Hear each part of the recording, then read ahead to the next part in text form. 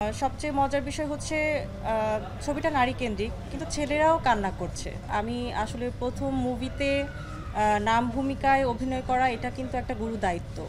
So ওই দায়িত্বটা থেকে আমি আসলে নতুন হিসেবে চেষ্টা করেছি এবং দর্শক আসলে আমাকে এই যে হল থেকে বের হলে তারা আমাকে নাম ধরে ডাকছে, এশা নাম ধরে ডাকছে, এটা আসলে একজন অভিনেত্রী হিসেবে বা অভিনেতা হিসেবে আসলে এটা আসলে সবচেয়ে সার্থকতা কাজের। কষ্ট করে আসলে একটা কাজ করলে যখন তাকে ওই ক্যারেক্টারের নামে ডাকা হয়, এর থেকে বড় পাওয়া আসলে হয় না।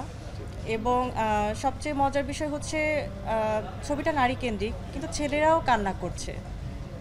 আমি গতকালও দেখলাম, আজকেও দেখলাম ছেলেরাও আমাদের মুভিটা দেখে কান্না করছে। তার মানে আমরা আসলে তাদের অন্তঃস্থলে ঢুকতে পেরেছি আমাদের গল্প দিয়ে। সো এই জায়গা থেকে আসলে আমি দর্শকদের সাধুবাদ জানাই, ওনাদেরকে আসলে অনেক কৃতজ্ঞতা ওনাদের কাছে আমার, এবং আপনাদেরকে, আমার সকল সাংবাদিক ভাইদের, বোনদের, আপনারা আসলে এভাবে আমাদেরকে সাপোর্ট করছেন প্রত্যেকটা দিন এবং এশা মার্ডারকে সবার কাছে পৌঁছে দিচ্ছেন।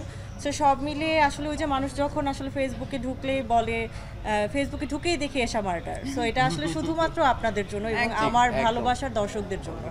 সো সবাইকে অনেক অনেক ধন্যবাদ। যেটা সবচেয়ে বেশি এনজয় করছি, হলে আমরা যখন যাই দর্শক আসলে সবাই ক্ল্যাপ করছে, তাদের এত ভালো লেগেছে আমাদের গল্প, তাদের একদম আমরা মনে হয় তাদের মনের ভেতরের কথাগুলো আসলে আমাদের গল্প দিয়ে বলতে পেরেছি। এর জন্যই আসলে তারা এত হ্যাপি ফেস, সবাই অনেক হ্যাপি, সবাই কেউ ইমোশনালি কান্না করে দিয়েছে।